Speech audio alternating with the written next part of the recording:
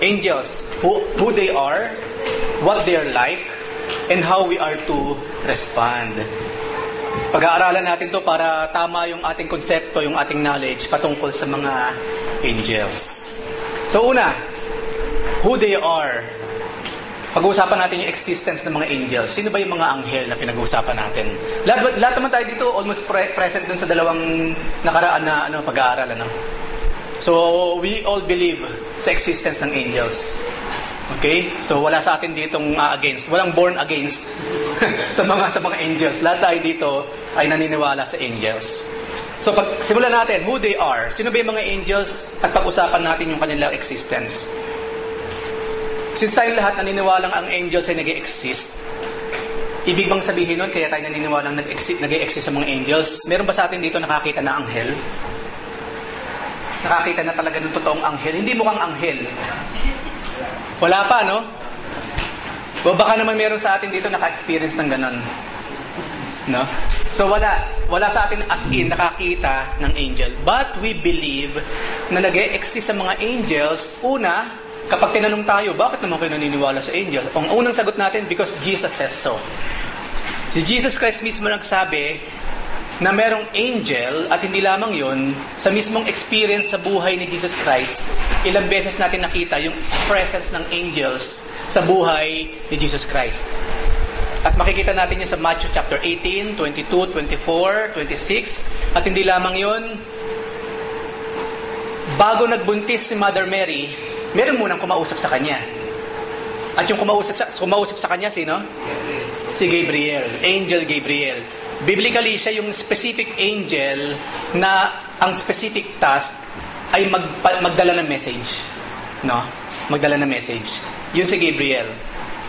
So, sa buhay mismo ni Jesus Christ, makikita natin yung presence ng anghel. Una nga, an angel announced the birth of Christ. Hindi lamang yung kay Mother Mary. Di ba? Maging nung gabi mismo, nung pinanganak siya, sino yung nagbunyi, sino yung nag-proclaim ng kanyang kapanganakan? Angels din, di ba? Di ba yung sa field, yung mga pastol, una, isang angel lang, tapos maya-maya, laksa-laksang mga angels na ang sumisigaw ng Gloria in excelsis Deo. Glory to God to the highest. Angels again. Angels. So, hindi lamang sa in-announce ng mga angel ang birth of Jesus Christ, they also ministered to Jesus Christ after His 40 days fasting in the wilderness. Matapos ang 40 days and 40 nights, doon sa wilderness kung saan ang Lord ay tinukso ni Satan at kung saan siya ay nagwagi, after nun, nag-minister ang mga angels sa Kanya. Ito makikita natin na kapag meron binigay sa ating task ang Lord, tapos kandahirap tayo para makumpleto magawa yung task. Kanda pagod tayo, after natin magawa yung task, the angels will be there. Hindi natin makikita, but we believe magmi-minister sila sa atin. Diba? Sabi nga nila, pag natahimik daw, mayroong anghel na dumadaan. Of course, kasabihan lang yon. But who knew? Actually, hindi naman na kinakailangan dumaan kasi nandyan na sila eh. No? Andyan na sila even now, kung ilan tayo dito, at kung meron tayong tigitigisang angel, at si Cyrus meron 5 o 3, kasi baby kasi eh, no? Mas maraming angel na nakatalaga sa kanya. Marami tayo ngayon. Diba? At merong angel na kasama ang bawat isa sa atin. Now, yun ang sinabi sa Biblia. Hindi lamang yun. Paano natin makikita yung existence ng angel sa buhay ni Jesus Christ? Angel din ang nag-proclaim, nag-announce ng kanyang muling pagkabuhay. Remember, di ba, nung pumunta sila Mary, sila Magdalene, doon sa tomb at nakita lang empty, tapos nag-iiyak yung mga babae. Di ba mga angels, 2 angel yung kumuusap sa kanila? Bakit kayo umiiyak? Bakit niyo hinahanap yung buhay? Di ba? Bakit niyo hinahanap yung buhay sa lugar ng mga patay? Jesus Christ is alive. Wala siya rito. Angel na naman yun, angel.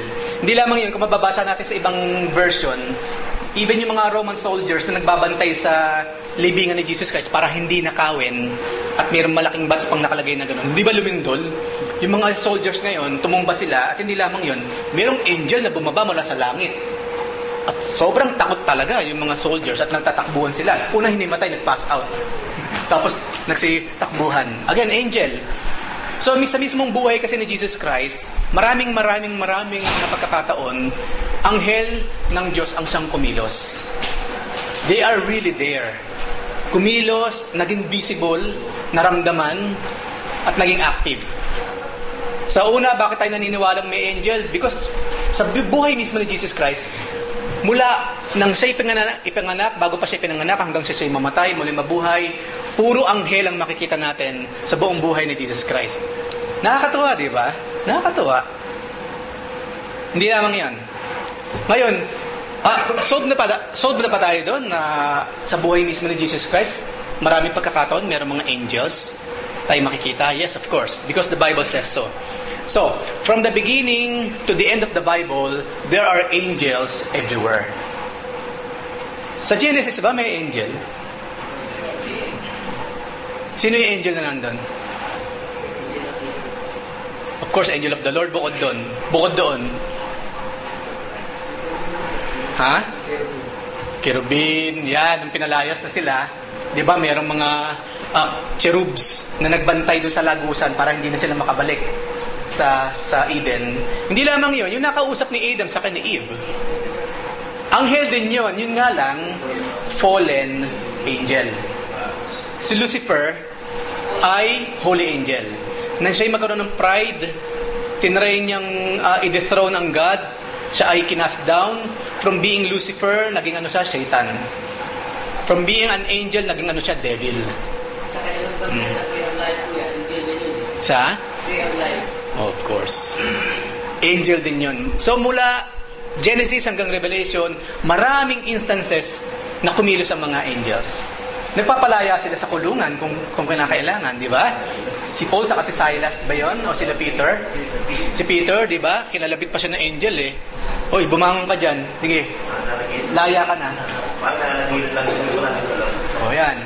At yung angel na nakita doon ni Peter, mukhang tao. Pero alam niya, angelic being. Kasi merong something sa kanila, merong power. Mararamdaman mo kasi, head knowledge, kapag nakita mo siya, hindi mo iisipin angel from heaven, pero you will feel something kasi yung presence nandun.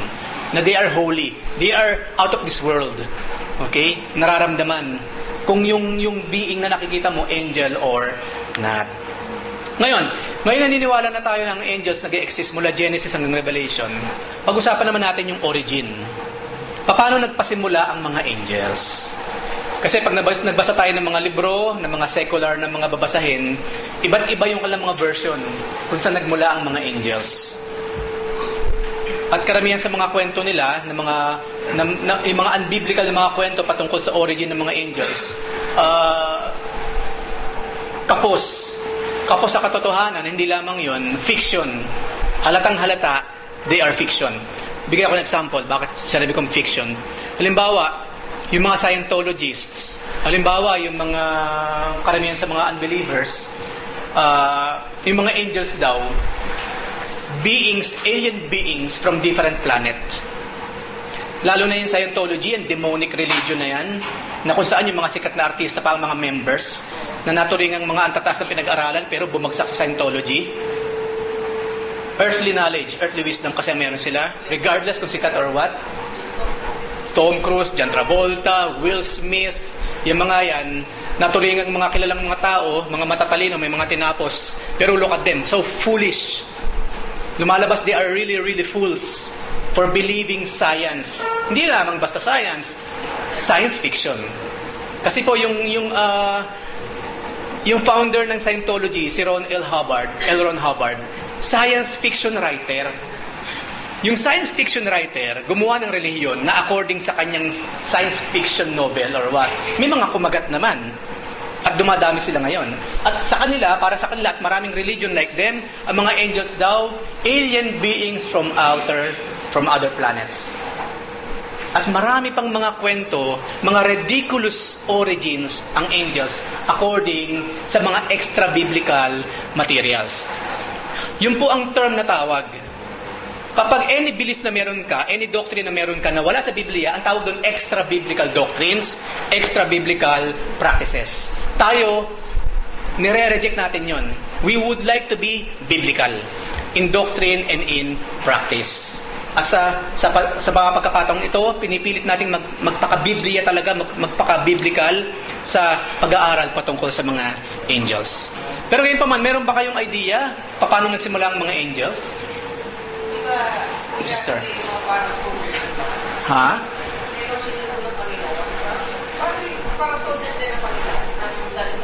Para ano to yan? Para mga soldiers sila, army of heaven. Di ba mga karamihan mga height dyan, mga 10 feet? Kasi parang 10 feet sila. Okay, meron pang mga height na sinasabi siyempre mga tao, kung anong height ng mga angels. Okay? Ano pa yung mga narinig natin o nalalaman natin? No? Nakaturuan patungkol sa mga angels. Especially yung walang origin. Paano silang nagsimula? Angels, yung may pakpak na baby. Ayan. Yung mga pugot na ulo. Nagagandang baby. Oh, mga pugot na ulo na baby na merong cloud tapos may pakpak. 'Di ba? May pakpak ng ibon or what? Yung origin sa Catholic Church ba napag-aaralan paano simula ang mga angels? Wala naman silang Bible study eh. Wala. puro dogma lang ng Pope, no? Puro katuruan lamang, mga extra-biblical na mga katuruan. Ngayon pa man, paano ba nagsimula ang mga angels? Simple lamang. Once upon a time, there were no angels at all. Because they were created. They are creatures. Isa lang ang hindi created. Sino yun? God. Isa lamang ang hindi creature. That is God. So ang Diyos, according sa Biblia, siya yung Alpha, siya yung Omega, siya yung beginning, siya yung end, siya yung everlasting to everlasting. Wala siyang simula, wala siyang wakas. He is the creator. Anyone or anything besides God, creation lahat. Creature ang tawag dyan. At kasama doon yung mga angels. Angels are created being. Created by God. Isa lang talaga ang creator, mga kapatid. God alone. Isa lang ang creator, God alone. So, ang mga angels po, nilikha ng ating Panginoon. So, bago yung physical universe, na kung saan we belong, yun munang spiritual domain. And that is the domain of the angels. Isang araw, nilikha niya ang mga angels, and that's it. Nagkaroon ng mga angels. Si Lucifer, si Gabriel, si Michael, at marami pang laksa-laksa hindi mabilang na mga angels sa heavenly bodies. So, hindi sila kasing eternal ng Diyos. Isa lang talaga ang as in super eternal, and that is God. Okay? Pero, ang angels, meron silang wakas, meron silang simula, pero wala silang wakas. Tayo, ganun din. Meron tayong simula, no? Pero wala tayong wakas. Subagay, kung tutuusin, anything na nilikha ng Panginoon, laging may simula, pero kung tutuusin, halos walang wakas. Especially yung mga spirits. Itong physical universe, may simula yan, at sa isang iglap, pwedeng paglahuin ng Lord yan.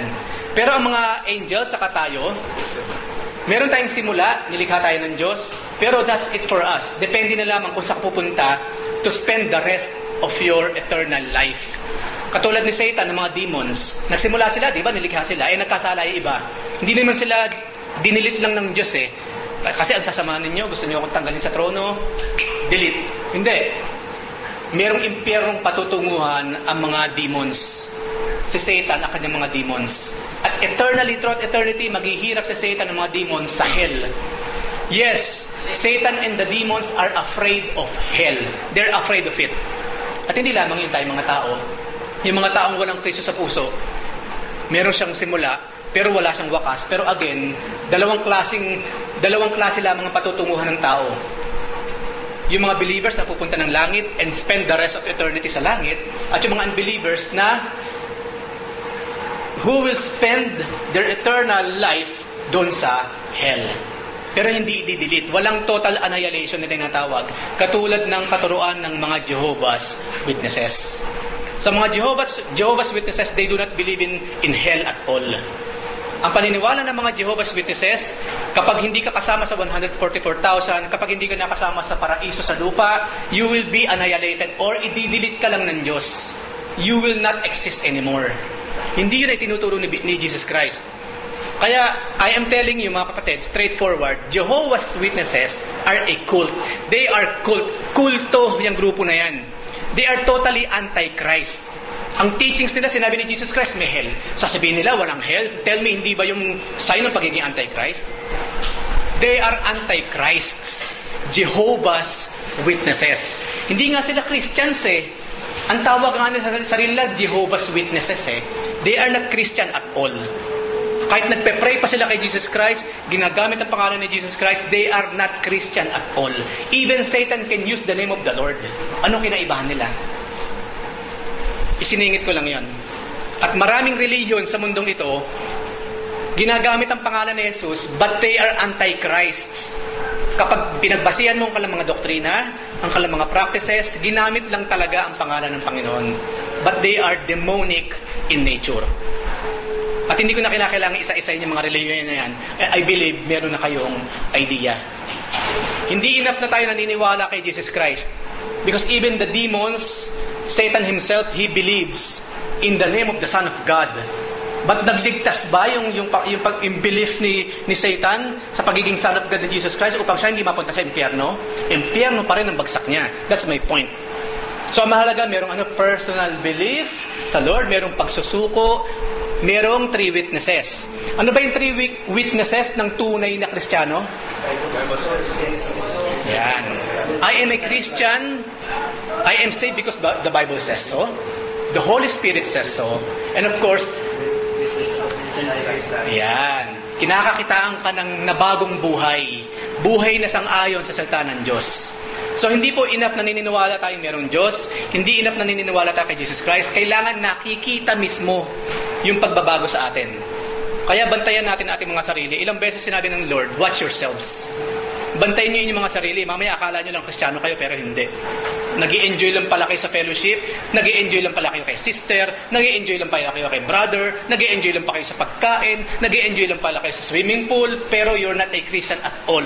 Tapos ilang taon ka nang dumadalo sa church. Beware. Beware. Hindi po lahat ng nasa loob ng simbahan totoong Kristiyano. Merong mga kani-kanyang personal agenda.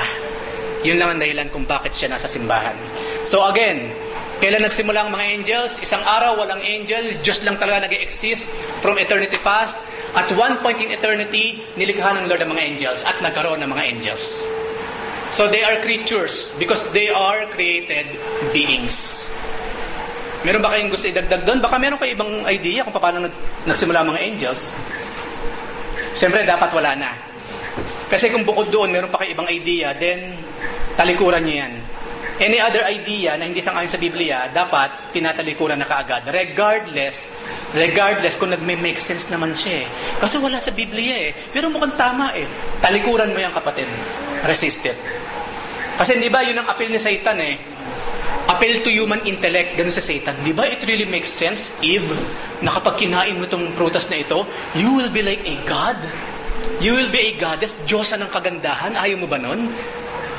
Right? Makikinabang ka, Eve, tatalino ka. Ganun si Satan kasi. Appeal to human intellect. Kapatid, hindi human intellect ang ginagamit kapag Biblia ang pinag-usapan. Dapat wisdom from above. Understanding na nanggagaling sa Diyos mismo. Siya ang sumulat ng Biblia, siya ang magpapaliwanag ng Biblia. At ganoon ang ginagawa natin. Dapat lahat ng question sa Biblia rin ang sasagot.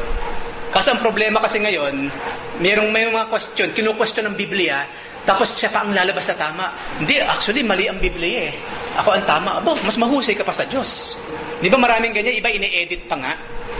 Ine-edit. Again, yung mga Jehovah's Witnesses, lahat ng pangalang Yahweh, lahat ng pangalang El Shaddai, lahat ng salitang Lord, ginawang Jehovah. See how demonic that religion is? That religion, Jehovah's Witnesses, is demonic. Wala nang iba pa. Imulat lamang natin ang ating mga mata at tanggapin ang katotohanan, be obedient to God, it's easy to see. Kung sinong mga religion nowadays ang demonic at ang talagang maka-Diyos. So, yun po ang origin ng mga angels. Ngayon, siyempre, nalaman natin kanina lamang na ang mga angels, nilikha lamang sila. They were created, so they are considered as creatures. Kasi isa lang naman na hindi created, isa lang ang hindi creature, and that is God. Beside God, everything is created, everything is creature. So, madali na sagutin yung susunod na tanong. Sino ang lumikha sa mga angels?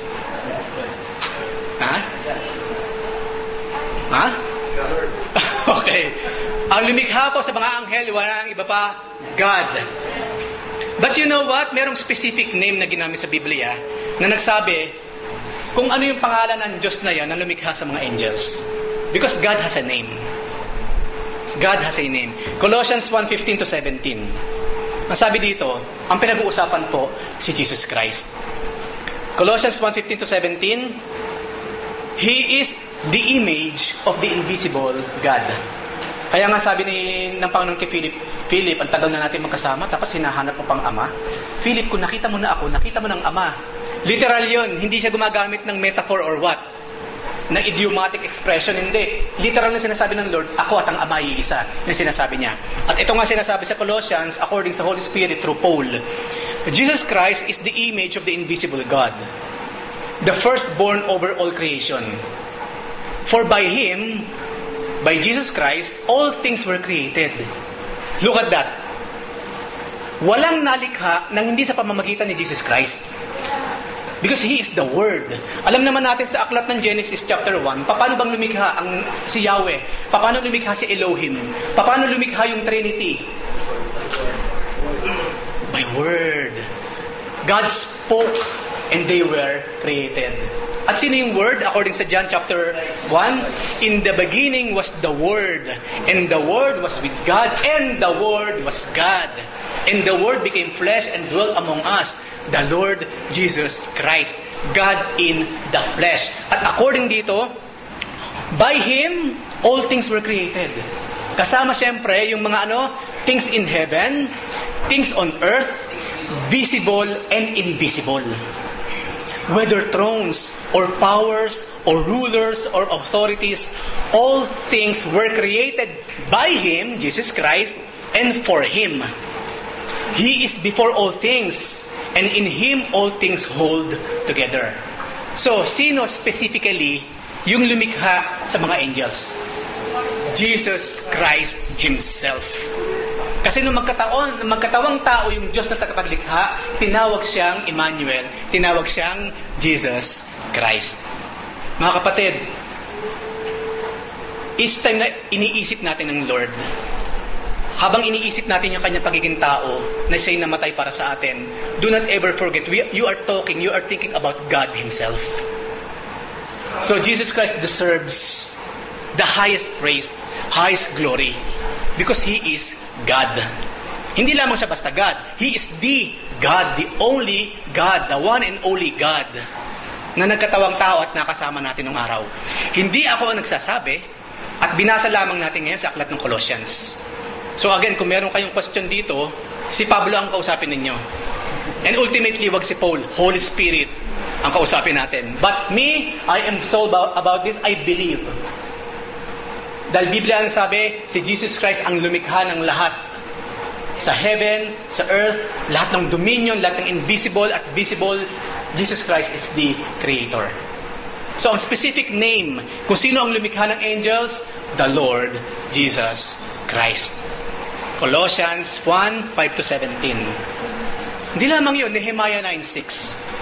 Ang sabi dyan, you alone are the Lord.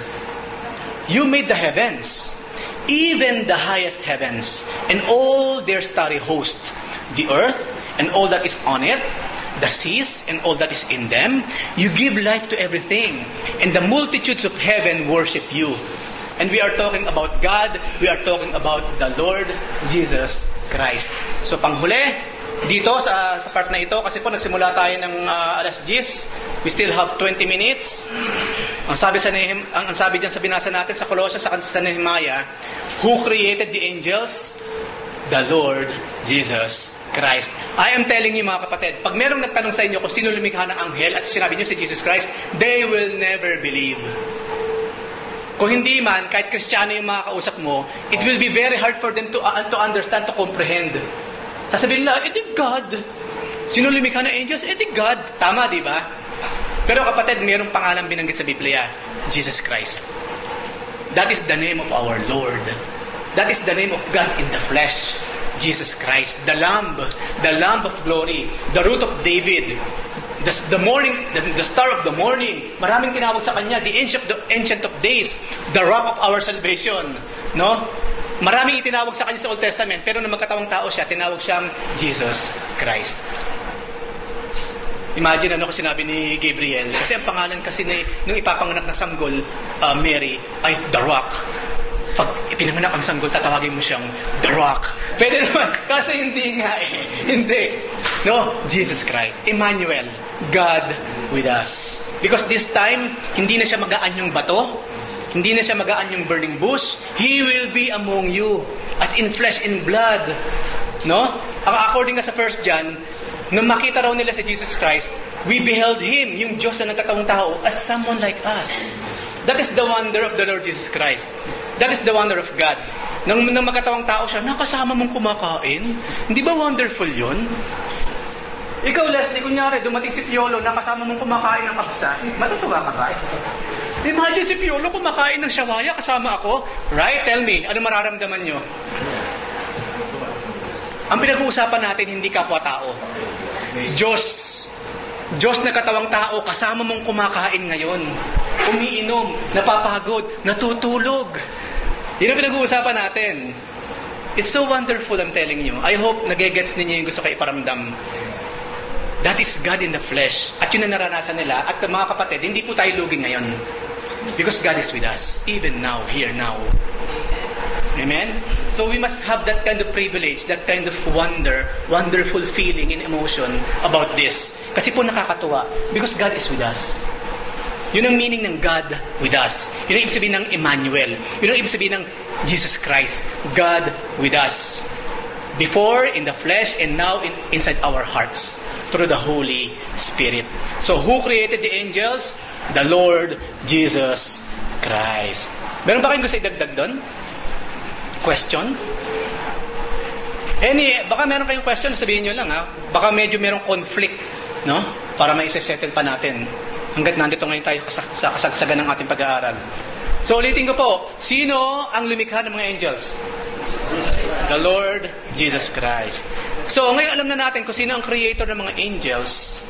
Hindi lamang sila, kundi creator ng lahat-lahat na meron beside Himself. Ngayon kilala na natin siya. Ang tanong ngayon, kailan naman sila nalikha? So, alam ko na kung sino ang lumikha sa mga angels. Ang tanong ko naman ngayon, kailan kaya nilikha ang mga angels? 1000 BC? Huh? Before the foundation of the world. Okay. They were created before time began. Okay. Gusto kong, kasi, napaka-wonderful for me. Each time may pinag-uusapan ng time, each time may pinag-uusapan yung space, each time pinag-uusapan yung dimension na tinatawag, yung 4D world. It's so wonderful to think na even time has a beginning. Ang oras po, may pinagsimulan din siya. Sino sa inyo may idea? Kailan nagsimula ang time? Let there be light. Sa aklat ng Genesis po, dun lamang nagsimula ang time. Nang likhain ang physical universe, then time began.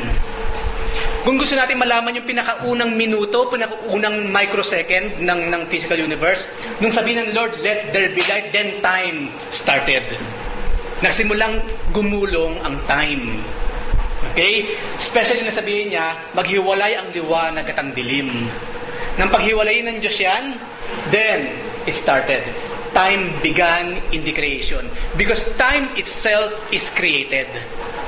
Nilikha rin naman ng Diyos. So imagine, mga kapatid, kaya nga sinabi natin kanina, nilikha ang mga angels before time began. You know why? Kasi ang mga angels kasi spiritual beings.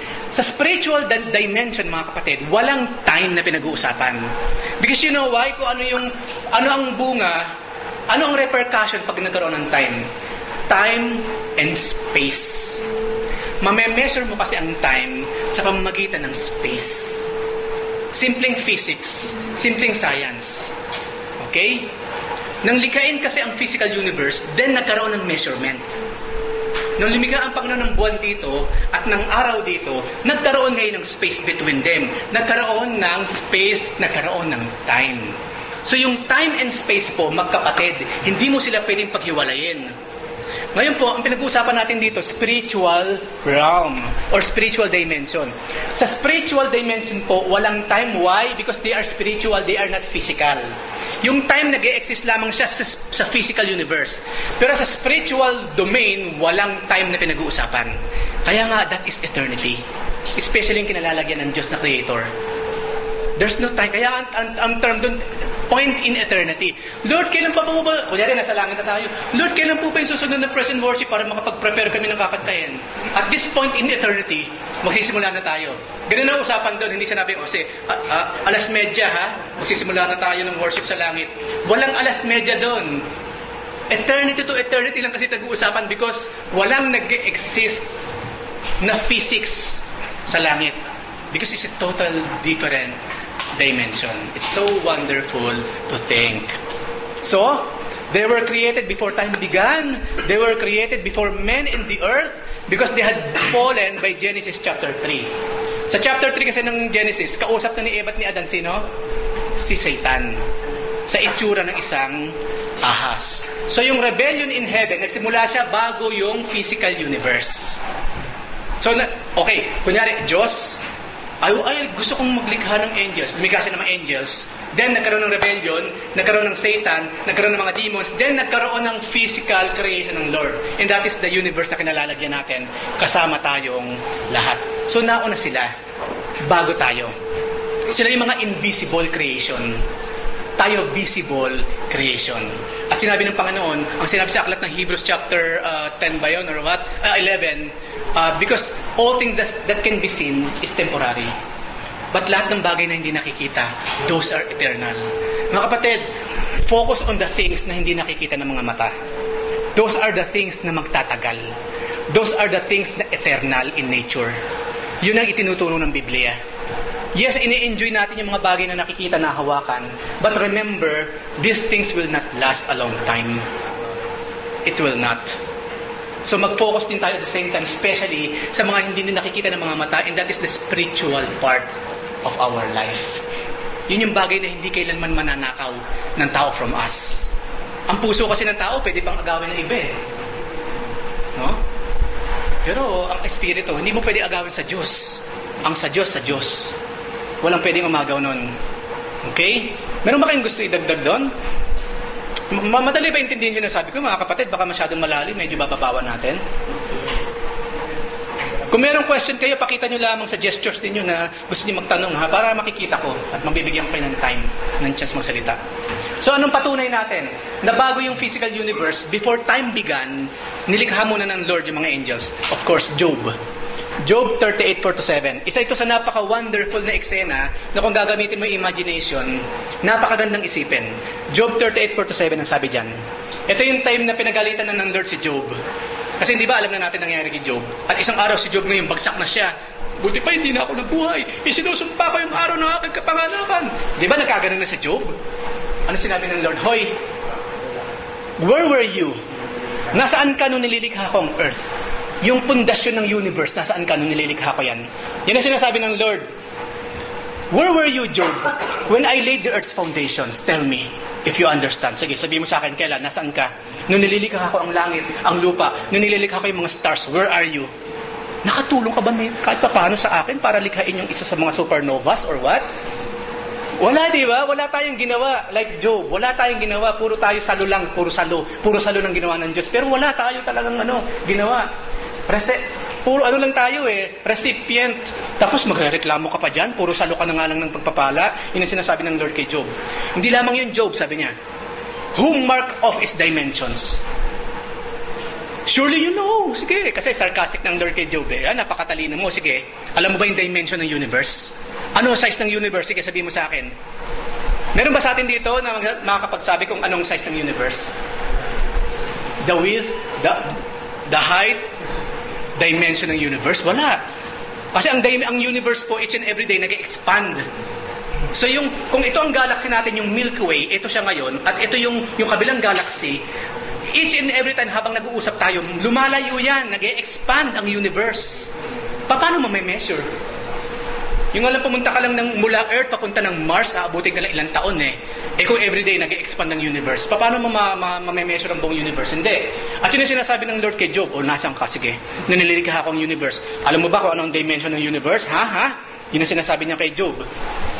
Who stretched a measuring line across it? Kasi ang Lord alam niya ang measure ng universe. Tayo hindi natin alam, hindi natin kaya yun. But the Lord knows kung hanggang saan lang ang universe. Yes, there is. Hindi lang natin alam. Pero ang Lord, sakop niya kasi ang lahat eh. God covers the eternity itself. At sa loob ng eternity, nandun ang universe. So kayang-kayang sapatin ng Lord ang universe. Baka nga sa Diyos, yan lang ang universe. Isang kukulang niya. This is the universe for me. Actually, masyado pang malaki yan, mga kapatid. For God. Okay? Mas maliit pa sa proton, sa neutron, yung universe kapag itinapat mo sa isang napakalaking Diyos. Kaya sabi niya, nasaan ka? Kaya mo bang maglagay ng sukat ng universe? Job? Hindi lamang yon. On what were its footing set? Or who laid its cornerstone? Ngayon ganito. Alam natin ang universe, ang mga planets, naka-float lang sila sa space. Right? Floating sa space. Sa space po kasi, yung space, kaya tinawag na space, void talaga siya. Walang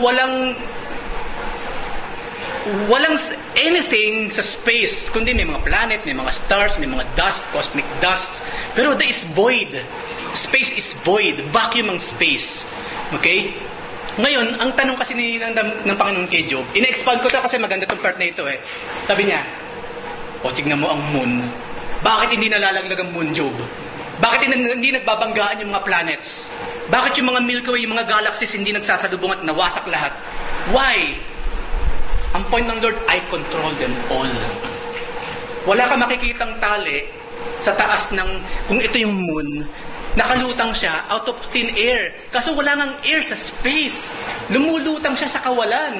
Hindi mo paano ba paliwanag yun? In order na mapalutang ko to, it's either hawakan ko siya or malakas yung hangin para lumutang siya. But kapatid, space ang pinag-uusapan natin. There is nothing in space para yung mga planets i-hold dun sa lugar nila.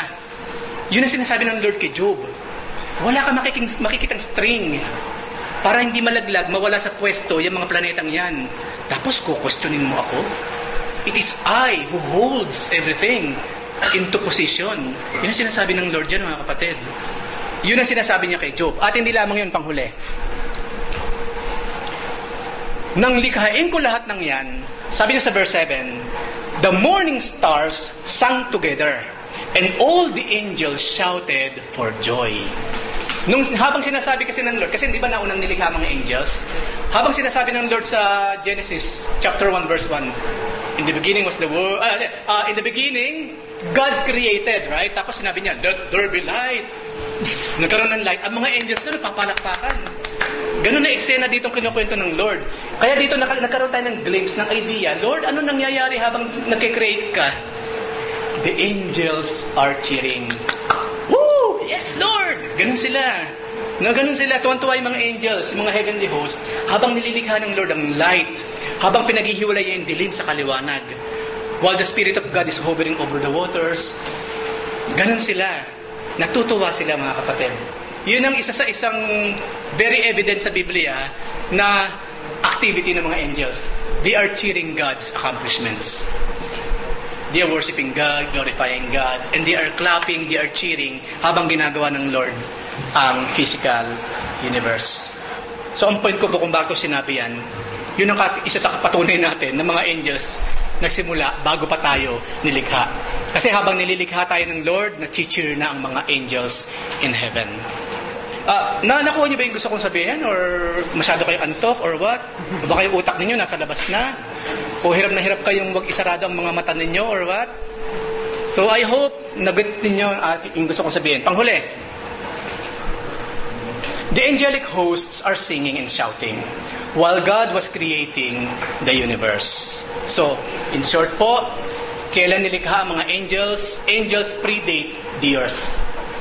Nilikha sila, nag-exist sila bago nag-exist ang physical universe na ginagalawan natin. Do you have any comments, suggestions, or questions sa pinag-usapan natin? Naintindihan niyo ba yung pinag-usapan natin, mga kapatid? Kahit pa paano ba naramdaman niyo yung wonder? To be honest with you, mga kapatid, me myself kasi pag ito na yung pinag-uusapan, I really feel the joy, the wonder of God. No, tayo kasi masyado tayong masyado tayong self-warped. Nakabalot lamang tayo sa gusto natin, sa ayaw natin, sa gusto natin mangyari.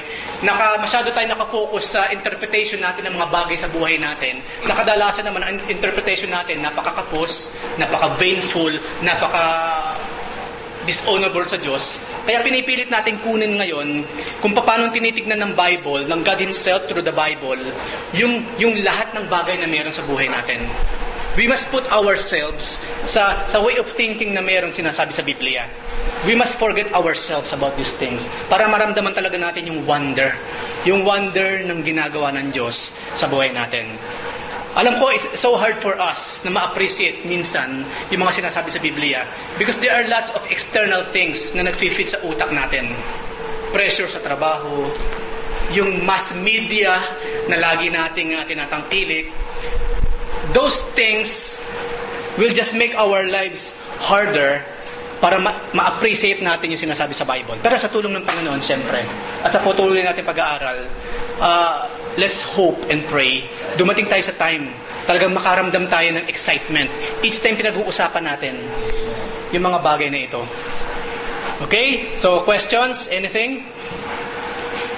Okay, kung wala? Dito lang makikita na yung kung ano yung gagawa ng pride yung gift. Kasi kung titignan mo, yun sa simula pa lang, kasama na ng Panginoon si Lucifer. So, napakaganda yung kanyang mga nasaksiyan, yung mga nakita, sa nakawin siya na ating Panginoon. Hindi mo siya na-contento doon. Walang contentment, ano? Di ba? Napakaganda na Perfect na yung kalagayan niya Hindi ko na contento. Kumbaga, angel ka na, archangel. No, hindi ka pa ba naman kontento nun? Kasi hindi na siya basta-basta angel. No, archangel siya. The highest, the most beautiful angel ever. Pag nakita niyo yung sabi nga natin, di ba? Nung nilikha na natin Panginoon, yung earth, that was the first time na nakita sila ng gano'n. Oo nga. Nagbuwa natin, kasi sabi nga natin, pag natin parang gumawa ng something, parang natin first time. Diba? Walang duplicate sa ginagawa ng Lord. There's no such thing. Hindi na natin kaya karupin kung anong magiging next step ng Panginoon. Eh, diba? Napaka-amazing doon. For example, ikaw yung sa part angel game at may Lucifer that time, kung saan nakita mo yung mga bagay niya, makakaisip ka pa na lang. Oo nga. Right? Makakaisip ka na. Pride. Monday, itong taong ito, ito yung Diyos na ito, lalabas sa ito. Kasi hindi ka nag-feel ng Panginoon. Hindi ka nag-feel ng pride. Halo-halo na yun. Nagkaroon ng pride. Nagkaroon ng kawalan ng contentment. Nagkaroon ng inggit. Lahat na yung 7 greatest sins, lahat yun doon nagsimula. Hindi ka na makaano, di ba? Yun yung dark side ng creation. Is it planned by God na nabigyan si Lucifer para makita yung good and evil? No. Sabi sa Biblia, hindi kailan naman gagawa ang Lord ng something, ng any evil thing actually. No. Walang gagawing evil ang Lord, but He just know how to work kapag meron ng nangyaring something like that. He know what to do. Alam niyo yung dapat niyang gawin. He can prevent it naman pero hindi niya pinrevent. Kasi meron na siya kagad sagot sa bagay na yan. Nagkira din tayo, lahat ng creation, actually imperfect na ito. Merong weaknesses ko is like, kung saan yung mga natin dahil nakikita natin dahil sa mga races na natanggap, hindi to pride. Nagkita natin tayo sa creation, always there's a perfect katapos ng Panginoon. Amen. Even though tayo, di ba, pagdating sa langit, sabi sa Biblia, we will be perfect. Yung perfection na magkakaroon tayo, hindi pa rin yung enough para mapantayan natin perfection ng Lord. Kasi simple lamang sinabi sa Biblia, there is none like you, Lord. In everything, there will be no one like you. Even sa eternity na pinag-usapan natin, we will be eternal. We are the real eternals. We are the immortals. Nang tumanggap tayo sa Panginoon, nang pumasok sa buhay natin, we became immortals. We will never die. That's what we are. We are eternals. We are children of God. Pero yung pagiging eternal natin, yung pagiging immortal natin, hindi mo pa rin maiko-compare sa klase ng eternality na meron ng Diyos. This something else, you know. Totally more and more than that. Okay, meron pa ba? Oh, Kuyang. Bilang human being na created ng tayo binigyan ng pinakamalaking regalo na hindi nararanasan ng mga angels o other human being. Yun ang kaligtasan. Yeah. Hey, yes. Hindi nararanasan. So, napakapat natin mga human being na ginawa ko. Yun ang Amen. malaking bigay ng gift. Amen. We were worshiping the angels. Ah? Tayo mga tao, worshiping the angels. We are what? Supreme? Okay. So, okay. Linawin ko muna kay Kuya Edward tapos lilipat sa kabila. Sinabi sa aklat ng Peter, sa 1 Peter, yung mga angels daw, laging pinapanood. Kasi watchers sila, mapag-aaralan natin yan. Ang isa sa ginagawa ng mga angels, they watch over us. They're always watching, even now they're watching us. Sa lahat ng ginagawa natin, kinikilos natin, ugali natin, character, attitude, nandiyan sila. Ngayon, ang isa raw sa napapanood ng mga anghel sa buhay natin, mga Kristiyano, na talagang hindi nila lubusang maintindihan, salvation. Hindi na maintindihan yung effect ng salvation kasi wala silang salvation eh. Pag nagkasala ang angels, impyerno kaagad. Walang Diyos na mamamatay para sa kanila. Like Lucifer, like demons, yung mga fallen angels, na magkasala sila, diretso na yun, judgment kaagad. Impyerno. Samantalang tayo, hindi. The Lord Jesus Christ died for us. So pagdating sa aspeto ng salvation, angels are totally void. Sabi kaya sinabi doon, who are man for you na asikasuhin mo sila? Kasi ganun tayo kamahal ng Lord. Sa aspetong yun, we are better than them. Sa aspetong yun, doon natin masasabing we are more superior than the angels. Sa aspeto lamang ng salvation, mga kapatid. Pero bukod doon, we are almost the same as angels. Why? Ang sabi ng Panginoon, pag nasa langit na raw tayo, ano mangyayari sa atin? We will be like angels in heaven. Okay? So sa aspeto lamang ng salvation na tinanggap natin, doon lamang tayo naging superior sa kanila. Okay? Okay, sabihin, mas superior sila kasi may pakpak sila, nakakalipit sila. No, wag natin pag-usapan yun. They are totally different and we are different. Pero pagdating sa langit, we will be like brothers and sisters. Kasi walang brothers and sisters sa langit eh. Walang gender kasi sa langit eh. God is not male, God is not female. Angels are not male, angels are not female. All spiritual beings, walang gender. We have gender kasi meron tayong procreation. Merong male, merong female, because kinakailangan nating dumamay. Ang mga angels, ang God, hindi niya kailangan yan. So, walang gender sa langit. Any spiritual being, walang gender, even though tinatawag na Gabriel. Anyway, tayo lang naman ang nagbansag na lalaki ang Gabriel eh. Kasi may meaning yung mga pangalan na yan eh. And hindi lamang yan ang sinisimbolize ng male na appearance, authority. Like Adam, authority. Okay, anyway, actually, kasama yung sa pag-aaralan natin later. Pero maraming salamat sa mga sinabi ninyo. Malina na po ba yun, sister, sa priority? Okay. Kuya, so doon inaano ng mga Katoliko yung kung namatay na ako, magiging job, yung parents sila magiging job nila, yung parang gano'n. Pero di ba ang ano natin na pag namatay tayo, nandun na tayo sa ano yan Paradise. Then after judgment, doon na yata tayo. Pag namatay ni Lord na nandun na tayo, sabay-sabay tayong pupunta sa langit. At pagdating sa langit, we will be like angels. Okay? Kaya nga sinabi ng Lord, walang pag-aasawahan sa angel. Yung girlfriend mo ngayon, pagdating sa langit, hindi mo na girlfriend yan. Kasi pareho na kayo, wala kayong gender. Tapos sabihin mo, girlfriend mo siya? No. all are equal. We will be equal.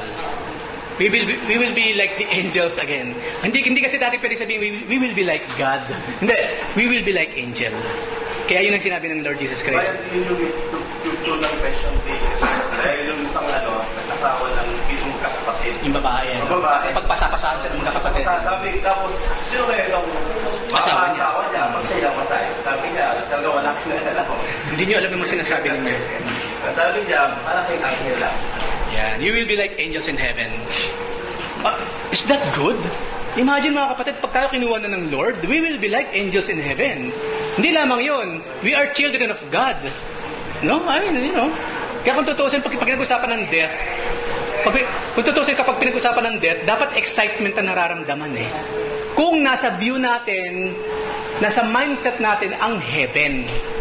Pero kung talagang hanggang ngayon, sa tagal nating Kristiyano, wala pa rin yung mindset mo sa tunay na kalalagyan natin sa heaven, then you will be afraid kapag death na pinag-uusapan. Ayan. For me, to live is Christ and to die is gain. Kasi makakasama natin ang ating Panginoon. Ngayon pa man, huwag natin piliing mamatay na. Bahala ang Lord kung kailan ibibigay yung final exit natin. Basta ang point doon, masaya ka, mabuhay ka, mamatay ka, walang problema because of the Lord. You are ready. Ayan. Okay. Sabi nga nung sunod ko yung isyara. Oo nga. Kung yung bang luluobin ni Satanas, ni Allah Nilalagay nila lahat ng sa Diyos. Oo. Kaya sinasabing guys. Inilalagay nila lahat sa Diyos-Diyosan. Sa Diyos-Diyosan.